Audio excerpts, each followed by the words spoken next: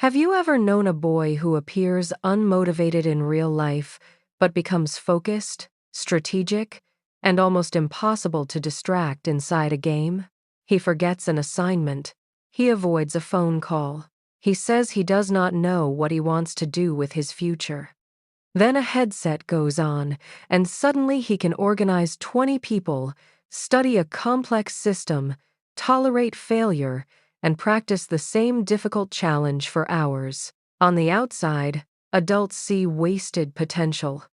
Inside the screen, other people may see a leader. Hi, I'm Sarah, and this is WiseMind Stories. So what if some boys are not lacking motivation? What if their motivation has migrated to a world that rewards them more clearly than real life does? In The Anxious Generation, Jonathan Haidt argues that many boys were pulled toward a different part of the phone-based childhood. Video games, pornography, constant digital stimulation, and private virtual environments that can replace embodied development. The virtual world did not win by offering nothing. It won by offering something reality had stopped providing. To understand what that something is, meet 17-year-old Noah Blake. At 2:13 on a Saturday morning, Noah was leading 24 players through the final stage of an online campaign. His team, Gray Harbor, had spent 3 weeks preparing. Noah had created role assignments, watched recordings of failed attempts, calculated which resources each player needed, and scheduled members across 4 time zones. His voice was calm. Wait for the second signal. Don't chase damage. Protect the healers. Nobody interrupted him. Nobody called him lazy. At 2:46, Gray Harbor succeeded. The headset filled with shouting. One player said, "We don't do this without Noah." Noah smiled in the dark. At 7:30, his mother knocked on the bedroom door. He had an interview at 9 for a weekend job at a neighborhood electronics store.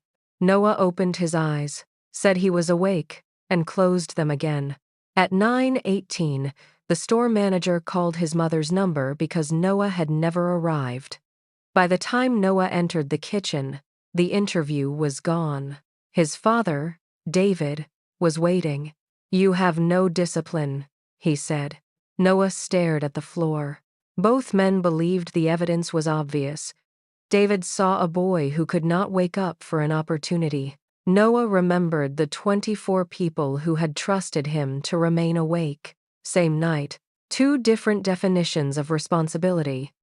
Have you ever called someone unmotivated because you did not respect the place where their motivation appeared? And have you ever escaped into a place that appreciated abilities your ordinary life seemed unable to see? Games can provide real benefits. They can create friendships, teach systems, offer creative challenges, and give people genuine joy. The problem is not that every digital achievement is fake. The problem is that the digital world can become far better designed for motivation than the physical world. Inside the game, Noah always knew the goal. Progress was visible. Failure was recoverable. Difficulty increased near the edge of his skill. His contribution mattered to a group. Status followed competence more reliably than appearance, family income, or social confidence. Real life offered a different interface. Plan your future. Become more responsible. Do something useful. The goals were vague. Feedback arrived slowly. Failure could feel public and permanent. Adults offered advice, then completed tasks faster than Noah could learn them. In the game, an unsuccessful attempt meant try again in 10 minutes. Offline, Noah's failed driving test had become a family story repeated at dinner. The virtual world made effort feel efficient. Reality often made effort feel exposing. At school, Noah had learned to avoid situations in which effort could be observed before success arrived. He rarely raised his hand unless he was certain. He abandoned a coding club after one student corrected him in front of the group. He delayed applying for jobs because every application created the possibility of a stranger formally rejecting him. Adults interpreted avoidance as indifference. Noah experienced it as protection from becoming visible while unskilled. The game handled vulnerability differently. New players could practice under a username. Mistakes produced information. Noah could study stronger players without standing beside them. His early failures disappeared beneath hundreds of later attempts. That difference matters. Adolescence requires repeated entry into rooms where you are not yet impressive. Work, friendship, romance, physical skill, leadership, and citizenship all demand that a young person tolerate being a beginner in public. A digital world can help someone practice. It can also become the only place where practice feels safe enough to continue. What real-world skill have you avoided because you could not bear to be seen before becoming good at it? And what would make beginner status feel survivable rather than humiliating? The following Monday, David disconnected the router while Noah was at school. He did not do it to punish the missed interview. He believed he was removing the obstacle between Noah and his real life. At 7 that evening, Gray Harbor assembled for another scheduled campaign. Noah discovered the missing connection and confronted his father. "Turn it back on. When your grades recover, they're waiting for me. Those people are not your responsibility." Noah's expression changed. "They trust me," David answered too quickly. "They don't even know you." Noah left the kitchen and slammed the bedroom door. Gray Harbor attempted the campaign without him and failed. The next morning, Noah read messages from confused teammates. One player had stayed awake until 4 in the morning because Noah had promised to lead. David had intended to teach responsibility. He had forced Noah to break a responsibility adults could not see. That did not make the overnight gaming healthy. It made the problem more complicated than nothing important is happening in there. If adults insult the only place a boy feels competent, why would he trust them to help him build competence somewhere else? Haidt describes a broader struggle among boys that began before smartphones and accelerated as digital alternatives improved.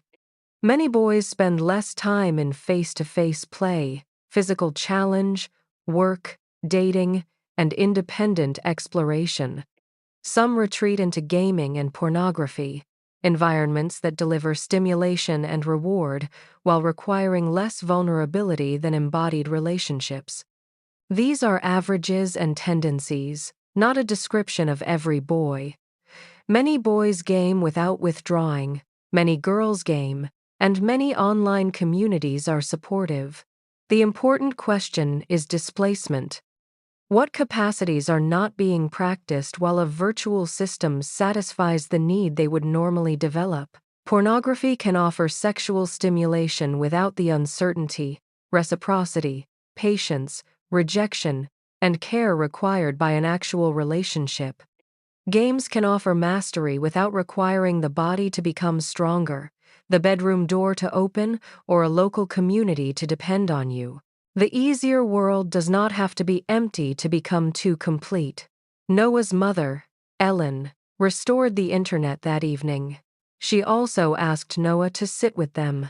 Instead of beginning with hours or grades, she asked a different question. "What are you good at in Gray Harbor?" Noah assumed it was a trap. He gave one-word answers: planning, keeping people calm, understanding systems, teaching new players. Ellen wrote the answers down. Then she asked, "Where do you get to use those things when you leave this room?" Noah looked at the page. Nowhere. That was the reversal. The game had not removed a thriving offline identity. It had expanded into a space that real life had left vacant. Taking the game away could create empty hours. It could not automatically create competence, brotherhood, purpose, physical confidence, or a reason to leave the room. A boy does not return to reality. because reality wins an argument. He returns when reality gives him a meaningful role. Ellen contacted the technical director at the community theater, a patient man named Luis, who needed help preparing lights for a youth production. Noah resisted. He did not care about theater. He did not want to spend Saturday moving cables for children. He suspected his parents had described him as a troubled gamer. Luis did not ask about gaming. He handed Noah a lighting diagram. We have 12 fixtures, 3 circuits, and 1 afternoon. Tell me what order makes sense. Noah studied the page. For the first time in months, an adult gave him a real problem without giving him the solution first. He organized the fixtures by position, marked cable routes, and assigned 2 volunteers. Then he made a mistake. He connected 1 row to the wrong channel. During rehearsal, the stage went dark in the middle of a scene. Every actor turned toward the booth. Noah felt the heat rise through his face. There was no restart button, no private failure screen. The embarrassment was embodied and shared. His first impulse was to leave. Luis said, "Find the wrong connection. We have 9 minutes." Noah traced the diagram, found the mislabeled cable, and restored the lights.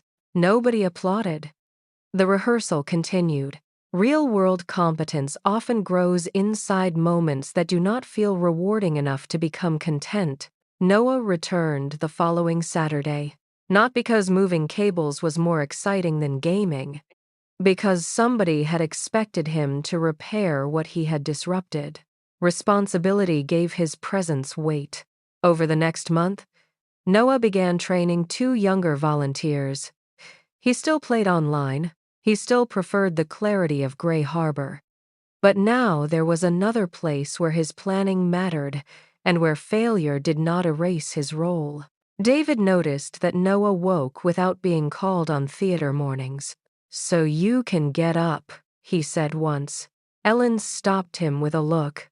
The goal was not to use one success as evidence in an old prosecution. It was to build a second source of evidence about who Noah could become. If you are trying to help a young person return from a virtual world, use 4 words: competence, body, duty, people. Competence means finding a real task with a visible result and a difficulty level near the person's current skill. Not vague advice to be productive, something that can be attempted, evaluated, improved, and eventually taught. Body means bringing development back into physical space. Build, repair, cook, hike, lift, perform, plant, deliver, or play. The specific activity matters less than the fact that reality provides resistance no settings menu can remove. Duty means allowing someone's presence to matter. A chore invented only to keep a teenager busy feels different from a contribution another person genuinely depends on. Duty says, if you do not arrive, something real remains undone. People means joining a group where relationships are more than usernames. Online friends can be real friends. Embodied groups add different demands: eye contact, timing, repair, inconvenience, shared work, and the ability to remain present after embarrassment.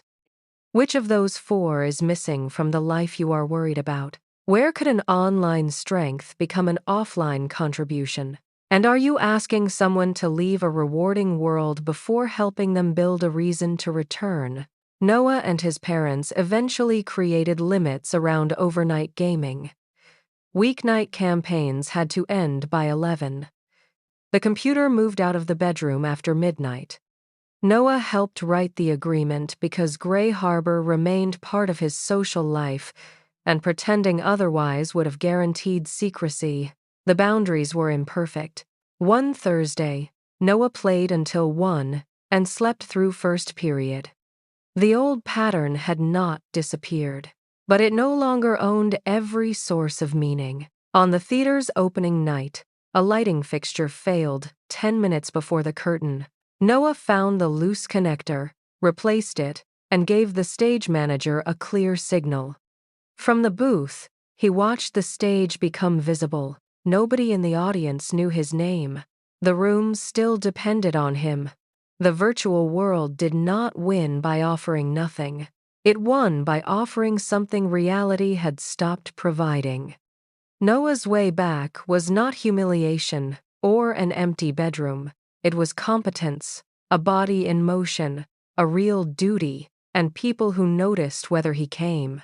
But even a life filled with competence can remain strangely flat if nothing feels larger than performance, productivity, or stimulation. In the next episode, we will explore Haidt's most unexpected argument that the phone-based life may not only damage attention and relationships, it may also crowd out silence, awe, embodiment, ritual, and the experiences human beings use to feel that life means something. Because a life can be full of content and still be empty of contact.